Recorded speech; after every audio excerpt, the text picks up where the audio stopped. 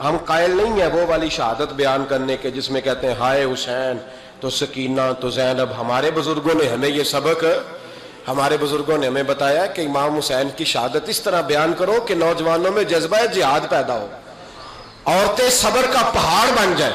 اس طرح شہادت ہم وہ والی. لیکن ایک بات ضرور ذہن میں رکھیں, یہ جو لوگ کہتے ہیں نا بڑے مظلوم تھے پانی نہیں آ سکا, میرے سے حوالہ دیکھے جس نے دیکھنا ہے, میرے سے حوالہ دیکھے. میرے سے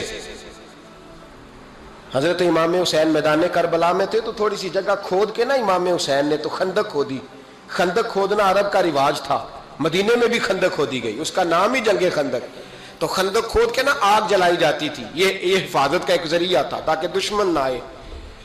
تو امام حسین نے اپنے خیمے کے سامنے خندق کھود کے اس میں آگ جلائی تاکہ پردہ رہے, عورتوں کے پاس کو دشمن نہ آئے. تو ایک شخص سامنے کھڑا ہو کے کہنے لگا حسین تو نے دنیا میں ہی آگ جلا لی ہے. معاذ اللہ ثم معاذ اللہ. کہنے لگا آگے تو آگ ملے گی, یہاں جلا لی ہے. تو امام حسین کہنے لگے میں حکم دیتا ہوں آگ کو کہ تجھے ابھی پکڑ لے. لوگ کہتے ہیں مظلوم تھے, میں حکم دیتا ہوں آگ کو تجھے ابھی پکڑ لے. یہ لفظ امام حسین نے کہے. میں 3 کتابیں تو میری لائبریری میں ابھی ہیں جن میں حوالہ ہے, 3 کتب سے, اور آج کل پرسوں کی کتاب نہیں, سینکڑوں سال پرانی. جب کہا نا میں حکم دیتا ہوں تو وہ آدمی گھوڑے سے نیچے گرا, گھوڑے سے نیچے گرا, اور گھوڑے کی رکاب کے اندر اس کا پیر الجھا. گھوڑا ڈر کے اتنا دوڑا کہ جا کے اس آدمی کو آگ میں پھینک دیا. امام حسین کے سامنے جل کے مر گیا. یہ حسین ابن علی ہے. یہ ابھی حکم دیتے تو فرشتے ابھی آ جاتے, یہ ابھی بات کرتے تو ساری دنیا کی فوجیں ابھی اکٹھی ہو جاتی, یہ ابھی حکم دیتے تو ابھی آ جاتے. اور سنو, اگر جناب اسماعیل کے لیے دمبا آ سکتا ہے تو وہ تو حضرت ابراہیم کے بیٹے تھے, اور یہ تو مصطفیٰ کی اولاد ہے, ان کے لیے کیا کچھ نہیں ہو سکتا. لیکن امام حسین نے پسند کیا تھا کربلا کے جہاد کو, اس کو پسند کیا تھا مولا علی نے, وہ اپنی پسند پہ تھے.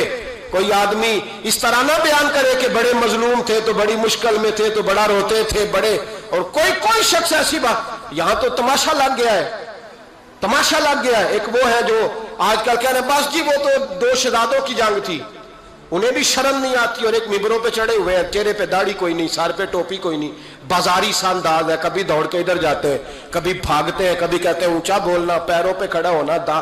یہ لوگ بیان کریں گے امام حسین کی بات, یہ لوگ بیان کریں گے. بیبیوں کے مصائب پڑھ رہا ہوں, وہ اور بیبیاں ہوتی ہیں جو ہائے ہائے کرتی ہیں, واہ بیلا کرتی ہیں. یہ میرے نبی کا خاندان ہے, یہ میرے نبی کا خاندان ہے, نبی کا خاندان. میں حوالہ دکھاؤں گا, مجھ سے سنو حوالہ. حضرت سیدہ زینب نے سارے جنازے دیکھے, بھتیجوں کو, بھانجوں کو, سب کو شہید ہوتے دیکھا. عورتیں ڈرتی میت کو ہاتھ نہیں لگاتی, چیختی ہیں بیبیاں. لیکن حضرت جناب زینب نے پتہ کیا دیکھا تھا, وہ سننا ذرا. امام حسین کی لاش مبارک کربلا میں پڑی تھی, اور امام حسین کا سر کاٹ کے نیزے پہ چڑھایا گیا تھا, اور وہ بیبیوں کے سامنے خالی سر چل رہا تھا, اور سینکڑوں میل کا سفر کر کے دمشق کے بازاروں سے گزرتا وہ سر گیا. آج میں سر کی بات نہیں کرتا, سر کی.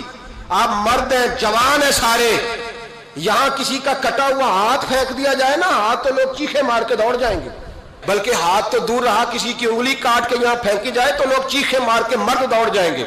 لیکن کٹا ہوا سر دیکھا, لاشیں دیکھے. یزید کا دربار آیا, بی بی صاحبہ کو نا ایسے عورتوں نے اپنے حالے میں لیا ہے. سیدہ زینب وہاں بیٹھ گئیں. تو جب بولا نا یزید دربار میں, کہنے لگا کہ دیکھو اللہ نے عزت والوں کو عزت دی, معاذ اللہ ثم معاذ اللہ.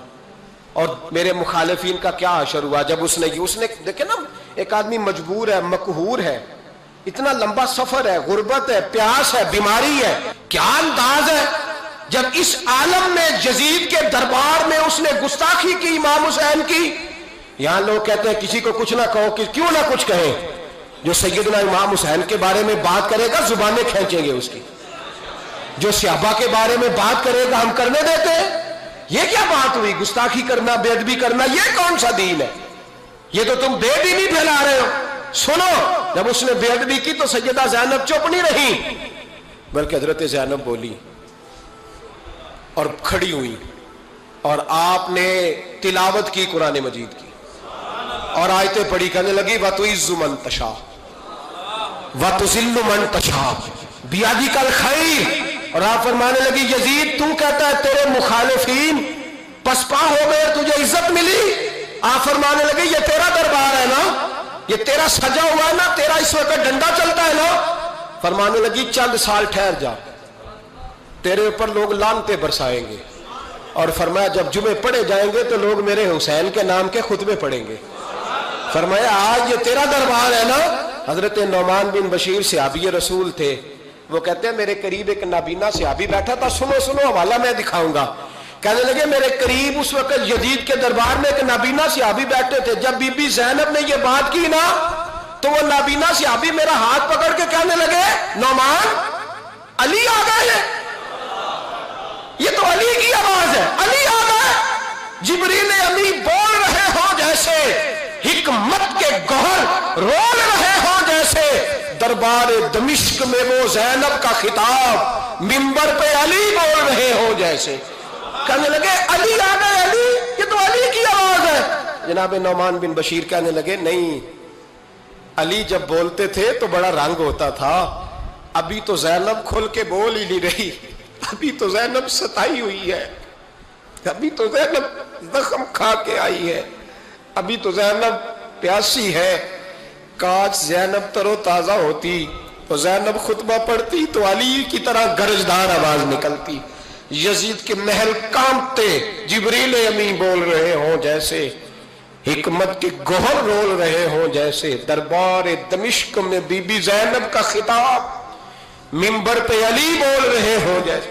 وہ مسکینوں کی طرح منتیں نہیں کر رہے تھے، ہائے پانی ان کا مزاج ہی نہیں تھا، بلکہ وہ دلیر لوگ تھے، دلیر، اور بر موقع بر محل بولتے تھے۔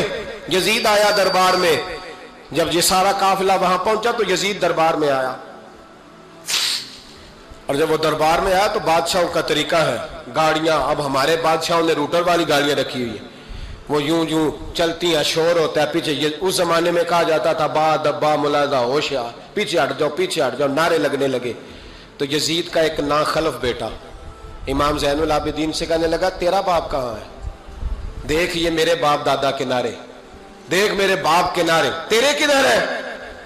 ابھی یہ بات شروع اس نے کی تھی کہ دمشق کی جامع مسجد میں زور کی اذان ہو گئی، اور جب مؤذن نے کہا نا اشہد ان محمد رسول اللہ، تو امام زین العابدین اس کا ہاتھ پکڑ کے کہنے لگے یہ میرے نانا کے نعرے لگ رہے ہیں، اگر تیرا ہے تو بتا، یہ میرے نانا کے نعرے ہیں۔ اور فرمایا تیرے باپ کے 2-2.5 سال لگیں گے، میرے نانے کے قیامت کے بعد بھی لگیں گے، میرے نانے کے نعرے قیامت کے یہ لگتے رہیں گے، لگ رہے ہیں اور لگتے تھے اور لگتے رہیں گے۔ میرے بھائی یاد رکھو، دلیری، ہمت، پہلی بات ان سے پیار کرنا ہے، دوسرا ان کی ہمت، ان کا مقام دلیری کرنا ہے، ان کا کام ہمت کرنا ہے، ان کا کام ڈٹ جانا ہے، کمزوری دکھانا اہل بیت کا طریقہ ہوتی ہے۔ حضرت عباس کے بازوؤں میں درد ہوتی، جناب زینب پھر پریشان ہوتی ہیں کہ ہم تو اس بے حیائی کے خلاف لڑے اور امت ابھی یہ گند کر رہی، جو چوکوں میں کھڑا ہوتا ہے نا عورتوں کو تاڑتا ہے، وہ یزید کے طریقے پہ عمل کرتا ہے۔ یہ دلائل ہے، آپ سوچ لیں، اندازہ کر لیں کہ ہم نے کس جماعت میں کھڑے ہونا ہے، اس لیے گند سارا نکالیں۔ امام حسین کا ایک پیغام آج اپنانا بڑا ضروری ہے۔ امام حسین نے سر سجدے میں کٹایا اور قرآن کی تلاوت نیزے کی نوک پہ بھی جاری رہی ہے۔